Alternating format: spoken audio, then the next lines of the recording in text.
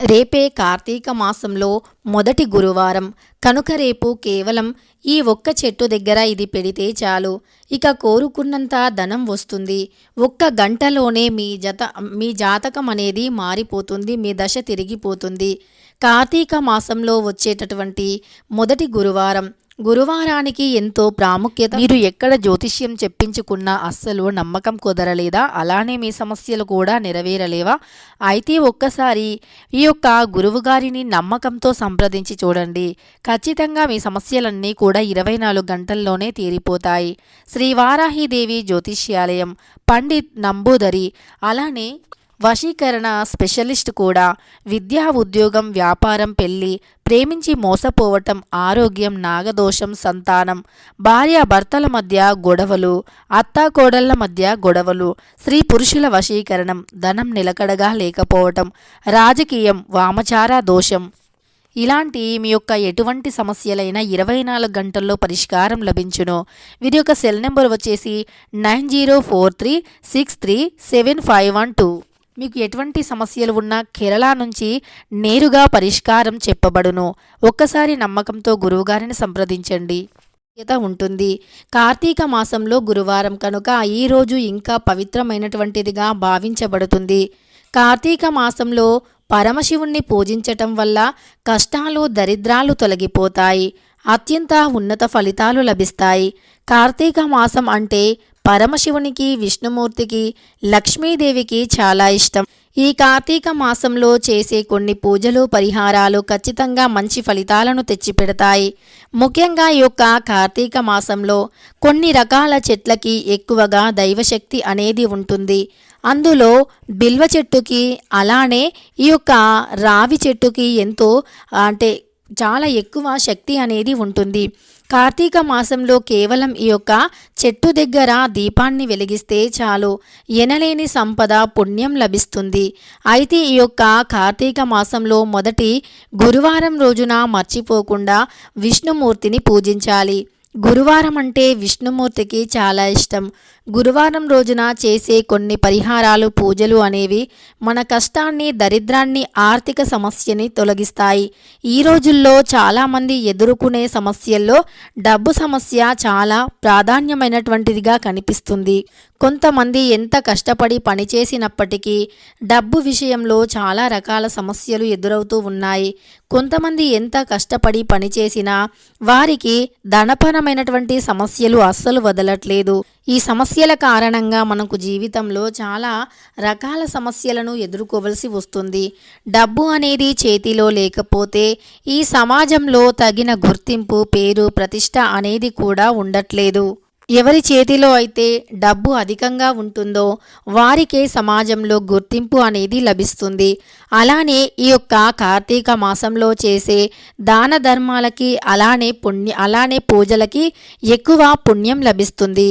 అంతేకాదు కార్తీక మొదటి గురువారం రోజున రావి చెట్టు ఎంతో శక్తివంతమైనటువంటిదిగా మారిపోతుంది. రావి చెట్టులో లక్ష్మీ నారాయణులు కొలువై ఉంటారు అని, అలానే మన యొక్క పితృదేవతలు కూడా రావి చెట్టులో ఉంటారు అని నమ్ముతూ ఉంటాము.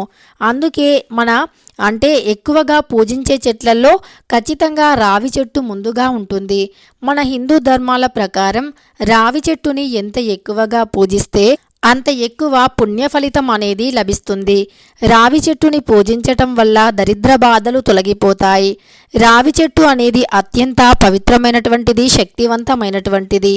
ఈ చెట్టుని పూజించిన, ఈ చెట్టు దగ్గర దీపాన్ని వెలిగించిన, రావి చెట్టు దగ్గర భోజనం చేసిన, అన్నదానం చేసిన, స్నానం ఆచరించినా కూడా జన్మజన్మాల దరిద్ర పాపాలు తొలగిపోయి కోటి జన్మల పుణ్యం లభిస్తుంది. కోరుకున్నంత ఐశ్వర్యం కూడా వచ్చి పడుతుంది. కార్తీక మాసంలో చేసే స్నానం, దానం, జపం, వెలిగించే దీపానికి ఎంతో పుణ్యం లభిస్తుంది. అంతేకాదు ఎప్పుడైనా సరే స్త్రీ ఎప్పుడూ ఇంట్లో ఏడుస్తూ ఉండకూడదు. ముఖ్యంగా ఈ కార్తీక మాసం మొత్తం కూడా ఆడవాళ్ళు చేతికి నిండుగా ఆకుపచ్చ రంగు గాజులు వేసుకొని శుభప్రదమైనటువంటి రంగు చీరలను ధరించి కార్తీక మాసంలో సూర్యోదయానికంటే ముందే నిద్రలేచి పనులన్నీ కూడా పూర్తి చేసుకొని పరమశివుణ్ణి పూజించి విష్ణుమూర్తిని అలంకరించాలి, పరమశివుణ్ణి అభిషేకించాలి.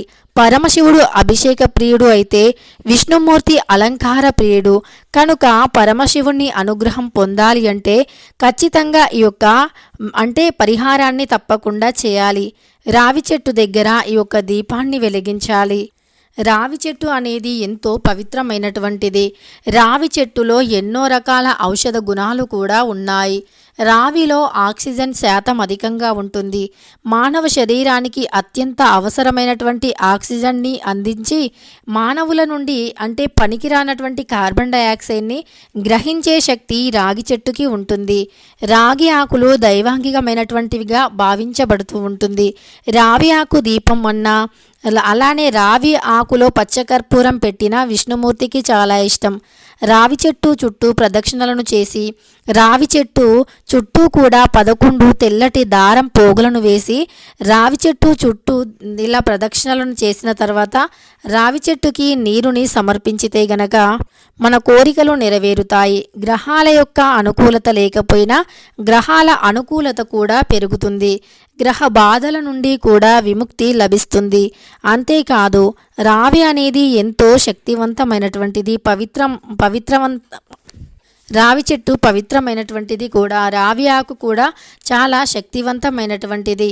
ఈ యొక్క రావి చెట్టు దగ్గర పసుపు నీటిని సమర్పించిన, పిండి దీపం వెలిగించిన, రావి చెట్టు చుట్టూ ప్రదక్షిణలను చేసిన, రావి చెట్టు చుట్టూ కూడా తెల్లటి దార పోగులను వేసినా కూడా అన్ని రకాల సమస్యలు తొలగిపోతాయి.